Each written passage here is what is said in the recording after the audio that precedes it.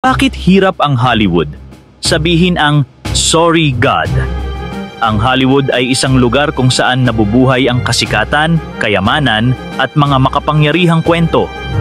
Kilala ito sa paggawa ng mga pelikulang tumatalakay sa pagtubos, kapatawaran at espiritual na paglalakbay. Subalit sa kabila ng kinang nito, mayroong isang kapansin-pansing salungatan. Is that a gang sign that you like you don't know what it is. You don't know. Thank you to Satan for giving me inspiration on how to play this role. I don't care what the Bible says. Like, I feel like it's a clown show. Like, sitting here. Leaving Neverland, 2 popes. Shut up. Shut up. I don't care. I don't care. Isang industriya na madalas bumuo ng mga kwento tungkol sa moral na pagbabalik loob at biyaya, ngunit tila hirap kilalanin ng Diyos o humingi ng tawad sa Kanya. God, creator of the universe, zero mentions. Ang Hollywood ay nakasalalay sa pagiging malikhain at ambisyon ng bawat isa. Ang industriya ng aliwan ay nakatuon sa talento, pagsisikap at tagumpay. Maraming mga sikat na tao ang pinupuri ang kanilang sarili o ang kanilang team para sa kanilang tagumpay. Sabi sa Proverbs 16 verse 18, ang kapalaluan ay nauuna bago ang pagkawasak at ang mapagmataas na espiritu bago ang pagkabagsak. Ang kayabangan, sa ganitong konteksto, ay nagiging hadlang sa sinuman, hindi lang sa Hollywood, para kilalanin ang kanilang mga pagkukulang at ang pangangailangan nila sa Diyos. Noong una, magkasundo ang pananampalataya at Hollywood.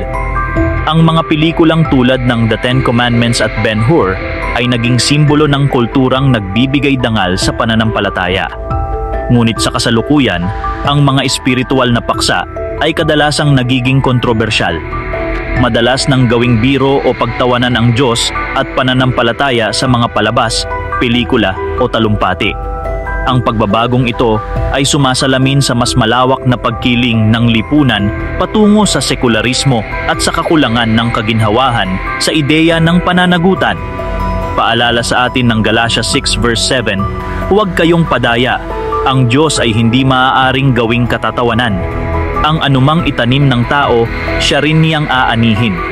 Ang pangungutya ay maaaring magmukhang walang malay, ngunit ipinapaalala ng Biblia na may espiritual itong epekto.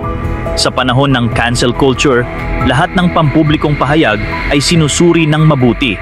Ang pag-amin ng pananampalataya o paghingi ng tawad sa Diyos sa publiko ay maaaring magdulot ng magkahalong reaksyon. Ang iba'y maaaring makita ito bilang tanda ng humanity, ngunit ang ilan ay maaaring ituring itong kontrobersyal. Para sa isang industriyang umaasa sa opinyon ng publiko, ang takot sa negatibong reaksyon ay nagiging balakid. Ngunit ang mga taong pumipiling igalang ang Diyos ay madalas na nagiging inspirasyon. Ang mga pelikulang tulad ng The Passion of the Christ at Unbroken ay patuloy na humihipo sa puso ng mga manonood dahil sa kanilang temang pagtubos at kapatawaran. Sinasabi ng Biblia na ang kasalanan ang naglalayo sa tao sa Diyos. Romans 3 verse 23. Habang ang Hollywood at ang lipunan sa pangkalahatan ay nagiging mas nakatuon sa sarili at kasiyahan, ito'y lumalayo sa pagpapakumbabang kailangan upang makipagkasundo sa Diyos. Sa 2 Timothy chapter 3 verses 2 to 4, inilarawan ni Pablo ang mga tao sa huling araw. Sapagkat ang mga tao ay magiging maibigin sa sarili, maibigin sa salapi, mayayabang, mapagmalaki, mapanlait, masuwayin sa magulang, walang utang na loob, hindi banal, walang pag-ibig sa kapwa, hindi mapagpatawad, mapanira, walang pagpipigil sa sarili, mababagsik, namumuhi sa mabuti, mapagkanulo, matitigas ang ulo, mga palalo, maibigin sa kalayawan, sa halip na maibigin sa Diyos. Napapanahon ang paglalarawang ito sa kasalukuyan na nagha-highlight sa espiritual na pakikibaka hindi lamang sa Hollywood kundi pati na rin sa buong mundo. Sa kabila ng mga hamon, mayroong pag-asa. Maraming personalidad sa Hollywood ang nakatagpo ng lakas sa kanilang pananampalataya sa Diyos. Si Justin Bieber, halimbawa, ay nagbahagi kung paano ang kanyang pananampalataya ang tumulong sa kanya na malampasan ang mga personal na pagsubok. Si Denzel Washington ay madalas ding nagsasalita tungkol sa kanyang espiritual na pundasyon. Put God first.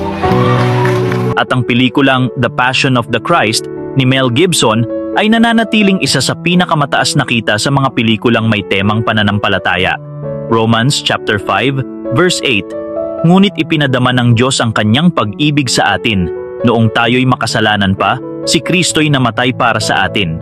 Kahit gaano man kalayo ang nalakbay ng isang tao, ang kapatawaran ng Diyos ay laging nariyan para sa mga naghahanap nito. Ang pakikibaka ng Hollywood na sabihin ang patawad Diyos ay salamin ng mas malawak na hamon ng tao. Ang pag-amin ng ating pangangailangan sa Diyos ay nangangailangan ng pagpapakumbaba at handang talikuran ang kayabangan. Ngunit ang gantimpala ng pakikipagkasundo sa Diyos ay walang kapantay. Inaanyayahan tayo sa Matthew chapter 11 verse 28, "Lumapit kayo sa akin, kayong lahat na nahihirapan at lubhang nabibigatan, at kayo'y bibigyan ko ng kapahingahan." Para sa Hollywood at sa ating lahat, ang landas patungo sa kapayapaan ay nagsisimula sa isang simpleng hakbang. Kilalanin ang Diyos at sabihin, "Patawad." Maraming salamat sa panonood. Kung nagustuhan mo ang video na ito, huwag kalimutang mag-subscribe at i-click ang bell icon para updated ka sa mga bagong uploads. Salamat at kita-kits sa susunod na video.